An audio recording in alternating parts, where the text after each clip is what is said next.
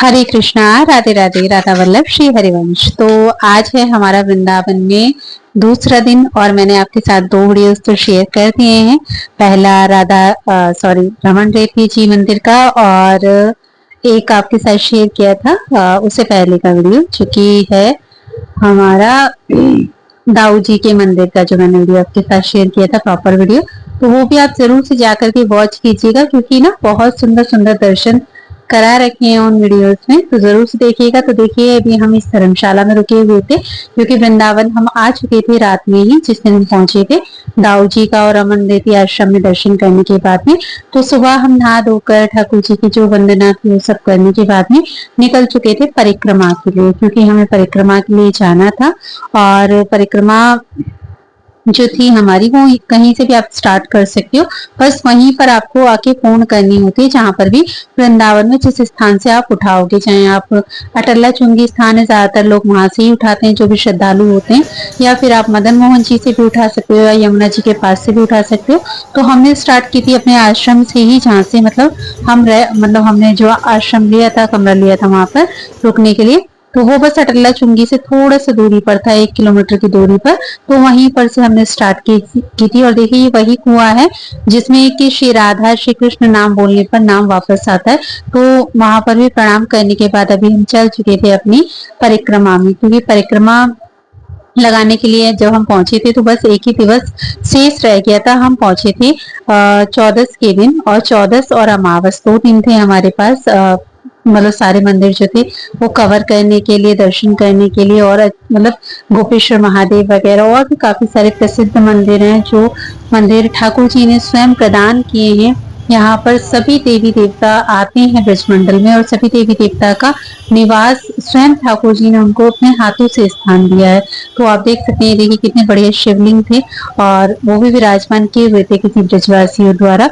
और सभी लोग अपने मतलब परिक्रमा लगा रहे थे क्योंकि अभी इन दिवस में यहाँ इतनी भीड़ होती है, इतनी भीड़ होती है, बहुत अधिक भीड़ होती है। और बहुत सुंदर मेला दर्शन चलता है ठाकुर जी का, और ठाकुर जी के दिव्य दर्शन होते हैं नित्य। पूरे जो मास होता है, मतलब पूरे महीने ठाकुर जी के सभी जो भी मतलब उत्सव होते हैं, सभी उत्सव किए जाते हैं नित्य, रोज रोज उत्सव किए जाते हैं। और ये देखिए ये ठाकुर जी का वही काली देह घाट है जहाँ पर ठाकुर जी ने कालिया नाग के ऊपर नृत्य किया था। तो ये वही काली देह का स्थान है, दर्शन कर सकते हैं आप लोग। देखो कितना सुंदर स्थान है। और यहाँ पर ही ठाकुर जी ने जो कालिया नाग था उसका जो अभिमान था वो नष्ट किया था। फिर उसको जो यमुना जी थी वहां से जाने के लिए कहा था कि अब तुम यहाँ से चले जाओ और कहीं और जाकर निवास करो। तब कालिया नाग जो था वो वहां से यमुना जी को छोड़कर चला गया था, और वहां का जल जो था वो निर्मल हो गया था। तो और फिर हम थोड़ी देर के बाद जब आगे बढ़ते हैं, थोड़ा देखो सूर्य नारायण भगवान तो उस दिन ऐसे चमक रहे थे ना कि बस ये मान के चलो उस दिन इतनी धूप थी, बहुत धूप। और ये श्री राधा ओ सॉरी ये मदन मोहन लाल जी का मंदिर है, और ये बहुत ही प्राचीन मंदिर है। और ये आपको परिक्रमा मार्ग में ही पड़ जाता है, और बिल्कुल परिक्रमा मार्ग के नजदीक ही पड़ता है।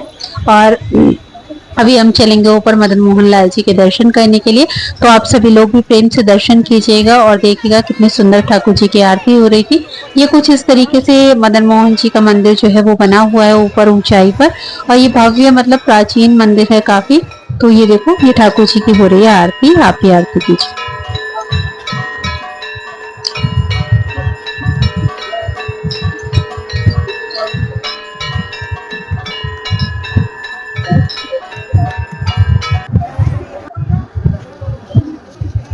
तो कुछ इस तरीके से ठाकुर जी की जो आरती थी वो संपूर्ण हुई, और हम सभी को भी खूब ठाकुर जी का जो जल प्रसादी था, पूजा की जल प्रसादी का लाभ मिला, और खूब सुंदर से ठाकुर जी के जो थे दर्शन प्राप्त हुए। और दर्शन करने के बाद में वहां पर भी तुलसा महारानी को प्रणाम करने के बाद में फिर हम लोग वहां से जो थे वो आने लगे थे नीचे। तो अभी आप देख सकते हैं कितना मतलब मनोहर स्थान, जो कहते हैं ना कभी भी जब मन बहुत व्यथित होता है तो आप जरूर से जाया कीजिए, और मन व्यथित हो या ना हो, हमें ठाकुर जी के सुंदर सुंदर दर्शन करने के लिए जाते ही रहना चाहिए जल्दी जल्दी। और इससे क्या होता है कि हमारा मन जो होता है ना बहुत सकारात्मक रहता है, और ईश्वर की जो कनेक्टिविटी होती है वो हमेशा हमारे साथ पॉजिटिव जो पावर होती है उसके साथ में बनी रहती है। फिर हम थोड़ा सा आगे बढ़े थे तो उसके बाद में यमुना महारानी का हमको दर्शन हुआ। फिर उसके बाद हमने वहां पर जो गीता प्रेस वाले भैया थे एक उन्होंने शॉप खोली हुई थी, तो वहां से हमने श्रीमद् भागवत जी जो कि ठाकुर जी का साक्षात स्वरूप है, वहां से श्रीमद् भागवत जी को लिया था, क्योंकि कृपा है ठाकुर जी की में हमारे साथ आए। और भक्तमाल जी की जो ग्रंथ हैं उनको भी लिया था, तो वो भी ये 2 ग्रंथ हमने लिए थे, मैं आपको अगले वीडियो में दिखाऊंगी। और यहाँ पर देखो ये महादेव बाबा का जो छोटा सा मंदिर था, वहां पे लोग जो अन्न प्रसाद का वितरण था वो कर रहे थे, और वहां पर हमने बाबा को अभिषेक भी किया था। और थोड़ा सा जो प्रसादी था आपका आम रस का प्रसादी वो भी मैंने पिया था, अन्न तो नहीं लिया था, पर जो आम प्रसादी था वो पिया था। और बाकी सब जन जो साथ थे, पापा, छोटी बहन, बेटा, उन्होंने थोड़ा थोड़ा अन्न प्रसादी पाया था। फिर हम चल दिए थे अपना आगे की यात्रा पर, क्योंकि जो यात्रा है परिक्रमा ठाकुर जी की वृंदावन की वो 9 किलोमीटर की है, पर थोड़ा सा वो ज्यादा ही हो जाती है, क्योंकि आप अगर मंदिरों के दर्शन करने के लिए जाओगे ना बीच बीच में, क्योंकि दर्शनों के लिए जो है मंदिर वो रास्ते में पड़ते जाते हैं, तो आप अगर परिक्रमा लगाना चाहें तो पूरे परिक्रमा में ही आ जाते हैं, तो वो भी आपका दर्शन ही माना जाता है। पर फिर भी अगर आप दर्शन करने के लिए जाते हैं तो आप दर्शन कर करके भी आ सकते हो बीच बीच में मंदिर में से, फिर आप अपनी परिक्रमा को जो है वो कंटिन्यू रख सकते हो। ये ठाकुर जी के लिए वहां पर एक भैया इत्र बेच रहे थे बहुत अच्छे, तो ठाकुर जी की सेवा के लिए वहां से कुछ इत्र खरीदे थे, गर्मियों के लिए और शीतकाल के लिए, दोनों के लिए। और ये देखो यमुना महारानी का सुंदर सा स्वरूप, यहाँ पे जो जल था वो प्रवाहित हो रहा था, और यमुना महारानी वहां पर, ये केसी घाट है ठाकुर जी का। और ये जो भवन बना हुआ है इस तरीके से जो मार्ग जाता है, ये मार्ग अब जाते जाते पहुंचेगा यहाँ पर, आगे थोड़ा सा निकल जाएंगे हम, और वहां पर ये देखो यमुना महारानी का मंदिर है, और ये साक्षात श्री यमुना महारानी यहाँ पे जो है वो विराजित है। फिर हम थोड़ा सा आगे निकल आए थे, वहां से निकल आने के बाद में फिर जो पक्के मार्ग होते हैं यमुना जी से थोड़ा सा आगे निकलने के बाद में वहां पर रास्ते में पड़ता है ये जगन्नाथ महाप्रभु का भव्य मंदिर, बहुत सुंदर मंदिर है। कभी भी आप जाइएगा तो ठाकुर जी के दर्शन करके जरूर से आइएगा महाप्रभु जी के। और महाप्रभु जी बलभद्र भैया के संग, सुभद्रा मैया के संग साक्षात विराजमान है। और ये विग्रह जो है जगन्नाथपुरी से ही लाए गए विग्रह है, जो कि यहाँ पे साक्षात विराजमान है। और यहाँ पे ये कैसे आए, एक राजा के द्वारा, तो एक राजा ने मतलब इनको भेजा वहां से, जगन्नाथपुरी के राजा ने, और एक भक्त के द्वारा ये लाए गए हैं जगन्नाथपुरी धाम से, जो कि वहां पे हर 3 साल बाद जब पुरुषोत्तम मास होता है तो विग्रह जो जगन्नाथ महाप्रभु का स्वरूप होते हैं उनको बदल दिया जाता है, और नए जो महाप्रभु का स्वरूप होते हैं उनको दोबारा से जो है वहां पे स्थापित कर दिया जाता है। तो जो पुराने वाले जगन्नाथ महाप्रभु होते हैं उनको ही यहाँ पर एक भक्त महाराज के द्वारा लाया गया था। और बाहर से ये कुछ ऐसा यहाँ पे दर्शन होता है।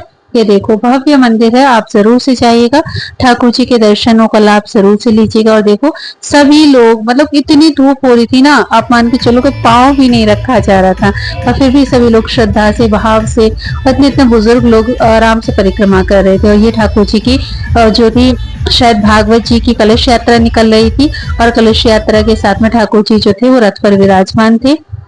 और अभी खूब अच्छे से जो थी हमारी दंडौती सॉरी हमारी जो पद परिक्रमा थी, पद यात्रा वो चल रही थी, और हम मतलब कि परिक्रमा अपनी कर रहे थे आनंद के साथ में। तो कुछ इस तरीके से हमारी जो परिक्रमा थी वो पूर्ण हुई, और पूर्ण होने के बाद फिर हमने थोड़ी देर आराम करने के बाद हम शाम को आ गए थे बिहारी जी के मंदिर पर। बिहारी जी के मंदिर में इतनी भीड़ थी भाई, के दर्शनों का तो नंबर आने का मतलब ही नहीं था, मतलब बहुत पीछे से, जबकि हम बहुत जल्दी निकल आए थे आश्रम से 4 बजे, और 5 बजे से पहले खुल जाते हैं, बट आज ये पट नहीं खुले थे और बहुत ज्यादा भीड़ हो गई थी। बेटा भी थोड़ा घबराने सा लगा था, पर पूरा पसीने में भीग गया था। तो फिर हम वहां से निकल आए बाहर, तो हम आ गए थे राधा वल्लभ लाल जी के मंदिर पे, क्योंकि राधा वल्लभ लाल जी का मंदिर बस थोड़ी सी दूरी पर ही है वहां से। और फिर हमने पहले राधा वल्लभ लाल जी का दर्शन किया, सोचा चलो वहां पर तब तक भीड़ थोड़ी कम हो जाएगी, तो उसके बाद बिहारी जी का जो दर्शन है वो कर लेंगे। अब हम श्री राधा वल्लभ लाल जी के जो दर्शन करने के लिए, देखो ये उनका मंदिर है, भव्य मंदिर, और बगल में ही जो है हरिवंश महाप्रभु हैं जिन्होंने उनको प्रकट किया है अपनी आराधना के द्वारा, वो उन दोनों का मंदिर यहाँ पर बना हुआ है। तो पहले करेंगे श्री राधा वल्लभ लाल जी का सुंदर सा जो है दर्शन। आप लोग भी बने रहिएगा। तो पहले हमने यहाँ से ठाकुर जी के लिए जो थी वो थोड़ी माला प्रसादी ली थी, और जो पेड़ा प्रसादी थी वो तो हम वहां से लेकर ही आए थे बिहारी जी के पास से। तो अभी हम पहुंच जाएंगे अंदर मंदिर में, और आप लोग मानसिक रूप से आप भी प्रणाम कीजिएगा। ठाकुर जी ने खूब सुंदर से श्रृंगार कर रखा था, खूब सुंदर सा स्वरूप ठाकुर जी का इसमें जो कल हम लोगों ने दर्शन किया, बहुत सुंदर जो स्वरूप था ठाकुर जी का वो दिख रहा था। ये देखो ये प्रसादी थी ठाकुर जी के लिए, और ठाकुर जी के अब प्रसादी को चलेंगे हम जो गोस्वामी जी हैं उनके पास, और ठाकुर जी के लिए जो प्रसादी लाए हैं उनको ठाकुर जी को करेंगे अर्पित, और फिर करेंगे ठाकुर जी का सुंदर सा दर्शन। तो देख सकते हो आप कितना सुंदर मनोहर रूप में ठाकुर जी का जो बंगला है वो सजा हुआ है, फूल बंगला पीले रूप में। और ठाकुर जी ने जो है आज जो है ना गुलाबी रंग की पोशाक पहनी हुई है श्री जी और ठाकुर जी ने, और कुछ इस तरीके से हमें जो राधा वल्लभ लाल जी के दर्शन थे खूब प्रेम से दर्शन हुए, खूब अच्छे दर्शन हुए। आप लोग भी खूब प्रेम भाव से दर्शन कर सकते हैं ठाकुर जी का, ये देखिए, और मानसिक रूप से आप प्रणाम कर सकते हो। और वीडियो मैंने काफी सारे डाले हुए हैं, पूरे पूरे मतलब कि डिटेलिंग वीडियोस बनाए हुए हैं दाऊ जी के मंदिर के भी, राधा वो दाऊ जी के मंदिर का भी, रमन रेती जी के आश्रम का भी, तो वो भी आप जरूर से जाकर के देख लीजिएगा। 84 खंबा वाले मंदिर का भी, वहां पर भी आपको भव्य दर्शन जो है वो कर लीजिएगा। ये देखिए कितने सुंदर स्वरूप है ठाकुर जी के। और फिर हम आ गए थे ठाकुर जी को, श्री जी को प्रणाम करने के बाद में श्री जो हित हरिवंश महाप्रभु थे उनके मंदिर में उनको प्रणाम किया। फिर वहां से निकल के आने के बाद में आ गए थे निधि वन में, क्योंकि अभी हमें राधा रमन लाल जी के दर्शनों के लिए भी जाना था। तो ये निधि वन का जो है गेट है, और निधि वन और राधा रमन लाल जी का जो मंदिर है वो एक ही गली में पड़ता है। तो आप कभी भी आगे से जाएं तो दोनों का एक साथ दर्शन करके आ सकते हैं। और वहां पे जाकर ना थोड़ा सा रूट समझने की जरूरत पड़ती है, क्योंकि कभी जब हम पहले जाते थे तो हम भी बहुत कंफ्यूज होते थे, कभी किसी जगह से कभी किसी जगह पहुंचते थे, तो फिर ऐसे ना बहुत उलट फेर पड़ता था, क्योंकि वहां पर रिक्शे वाले जो है ना आपको मंदिर से थोड़ा सा पीछे ही उतार देते हैं, तो आपको बहुत पैदल भी चलना पड़ता है साथ साथ। तो देखो ये कुछ वहां का मंदिर था निधिवन जी का।